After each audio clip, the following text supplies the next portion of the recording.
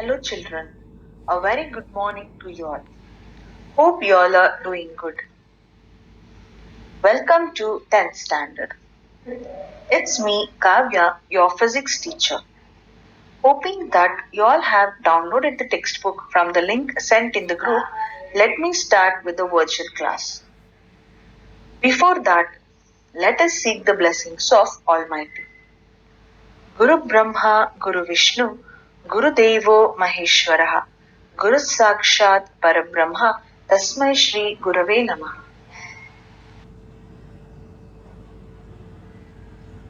Your first chapter in physics is electricity. In this chapter, you study about what constitutes electricity, how does current flow in the circuit, factors to regulate the current, heating effect of electric current and its applications.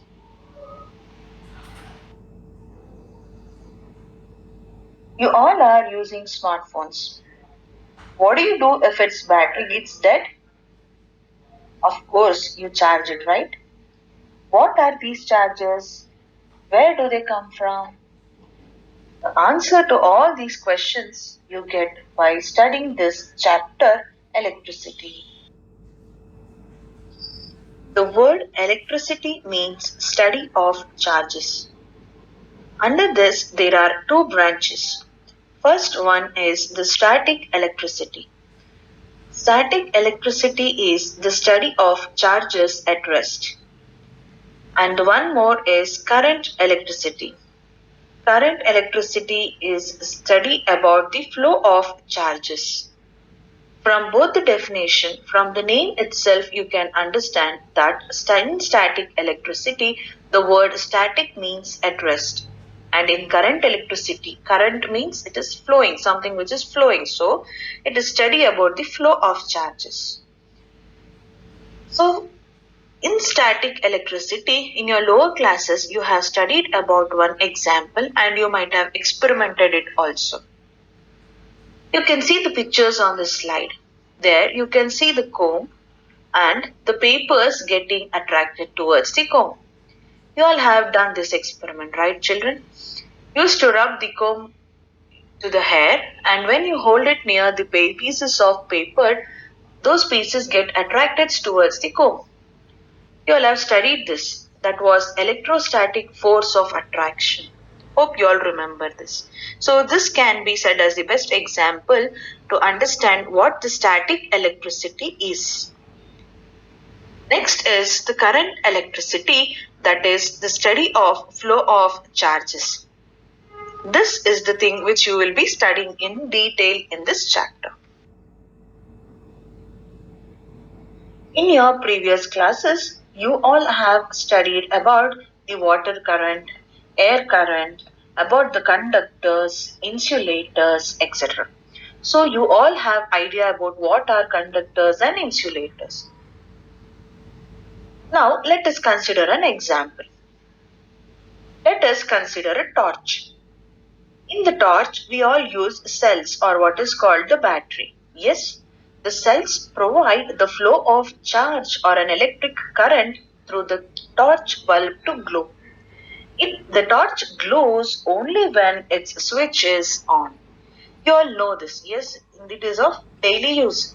So whenever you put battery or the cell into the torch, only then you can see its bulb turns on.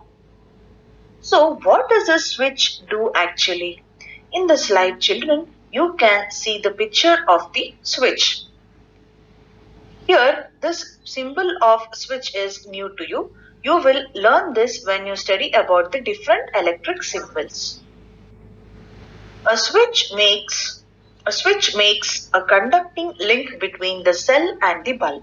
So when you turn on the switch, the bulb glows, and when you turn off the switch, the bulb also goes off. This is the best example. Now let us study the definition of an electric circuit.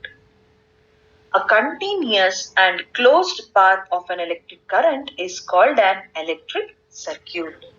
In the next slides, you can see the basic electric circuit. So there you will understand what actually the word continuous and closed path mean in the definition of this electric circuit. The electric current is expressed as the amount of charges flowing through a particular area in unit time. It is the rate of flow of electric charges. In the metallic wires, the electrons flow and hence constitute the electric current. Before, these electrons were not discovered. They had no idea about these electrons. So, what they said was, the electric current was considered to be the flow of positive charges, and in whichever direction the positive charges were flowing, that direction were considered as the direction of the electric current. But normally, in an electric circuit, the direction of electric current is taken as opposite to the direction of flow of electrons, which are negative charges. You know that protons are positively charged, electrons are negatively charged particles, and neutrons are neutrally charged. Hence, in any electrical circuit, in whichever the direction the current is flowing, in the direction of electrons is taken opposite to that. After knowing about how the electrons flow in the circuit, now if at all we consider the charge, the net amount of charge Q is flowing across the cross section of a conductor in a time interval T, then the current through the cross section is given by the formula. What is that formula? As you can see on the slide, children, it is I is equal to Q divided by T. Here, the capital I represent the current. And I have mentioned all the units here. You can observe on the slide. Units are very, very important, children. So, whenever you mention any physical quantity, mention its units as well. Okay. So, here in the formula, capital letter I is the current in amperes. And 1 ampere is constituted by the flow of 1 coulomb of charge per second. That is, 1 ampere is 1 coulomb per second. This is how you can define 1 ampere. 1 ampere is the flow of 1 coulomb of charge per second. In 1 second, how many coulombs of charge is flowing through a conductor? That gives you the value of current I. And here you have different units for current as well. Along with ampere, see, you all have studied length. Length is expressed in meter, kilometer, etc. Even when you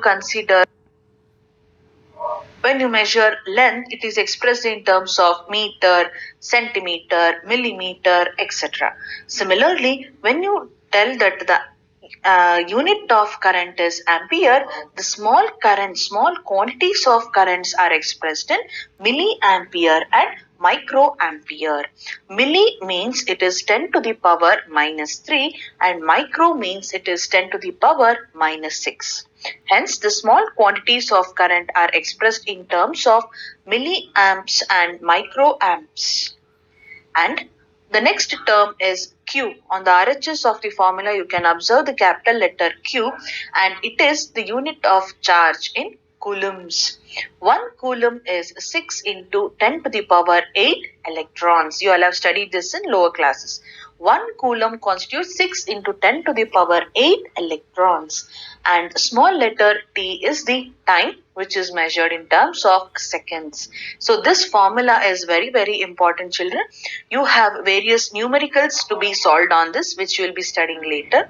For now, you keep in your mind that I is equal to Q by T is the formula which is used to find out the current flowing in the circuit, to find out the electric current. I is the electric current in amperes, Q is the charge in coulomb, and T is the time in seconds. After learning the unit of current is ampere, let us study about the ammeter. What is ammeter? Means it is an instrument which is used to measure the current. You can see the picture of ammeter on the slide, children. So it is the device which is used to measure the current. And whenever you draw the circuit diagram, this ammeter should always be connected in series. Keep this in mind, children. This is very important point, that ammeter in the electric circuit is always connected in series. What happens if it is connected in other way? Series, the other connection is parallel connection, which you will be studying in later on classes. For now, just keep in your mind that the ammeter is an instrument used to measure the current, and it is always connected in series in the circuit. In the next picture, you can see the schematic diagram of an electric circuit. If you observe the picture, I will go on explaining you each part of the circuit there. Please go through those, children. So let us start from the battery or a cell. You can see one long line and short line representation there in the circuit, right? And near the long line, plus sign is mentioned, and near the short line, minus sign is mentioned. The long line here represents the positive side of the battery, and the short line represents the negative. It is the negative terminal of the battery. So, the positive terminal should always be connected to positive, and negative should always be connected to negative terminals of any device you connect. Next, the capital letter I and the arrow mark on the wire there represents the direction of flow of current. And the rectangular shape, what you can see, is just not the lines drawn, but it is the metallic wire. It is the conducting wire. The conducting wire is a closed path. Now you go back and recall the definition of the electric circuit. What did we study? A continuous and closed path of an electric current is called an electric circuit.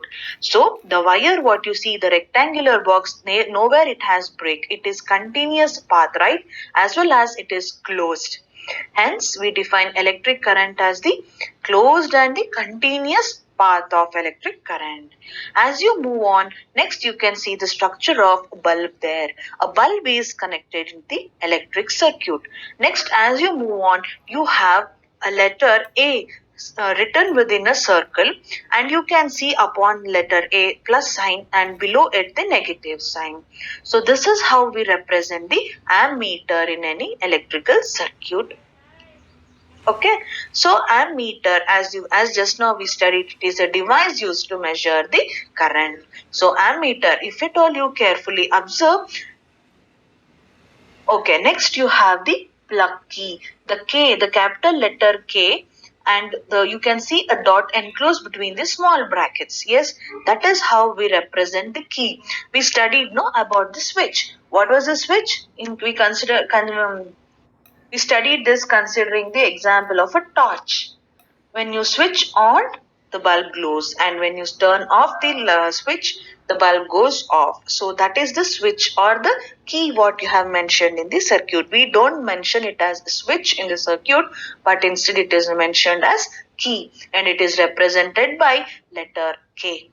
And if you observe the positive side of the battery, that is plus sign, the long line is, if you go in that same path, tracing the same path, it is connected to the positive of the ammeter, and negative of the ammeter, if you check the path again, it is connected to negative of the battery. This is very, very important thing which you should keep in mind. The positive terminal of the battery and negative terminal of the battery should be connected to the same wise positive and negative terminals of the any instrument which you connect or any device which you connect.